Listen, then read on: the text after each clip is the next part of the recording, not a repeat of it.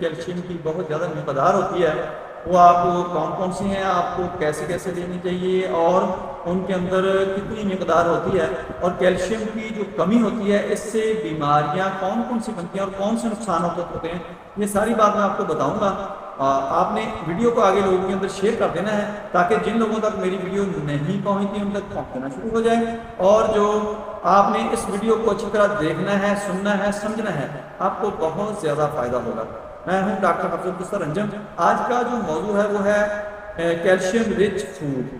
Calcium हमारे जिस्म की बहुत अहम ज़रूरत है, जिससे हमारे दांत, हमारी हड्डियां जो हैं वो मजबूत रहती हैं, वर्क करती हैं, ग्रोथ पाती हैं। अगर कैल्शियम की डेफिशिएंसी हो जाए, कैल्शियम की कमी हो जाए तो हमारे दांत खराब होना शुरू हो जाते हैं, दांत टूटने शुरू हो जाते हैं, हमारी हड्डियां बुरबुरी हो जाती हैं, हमारी हड्डियां जो होती हैं वो टेढ़ी भी हो सकती हैं और टूट भी सकती हैं।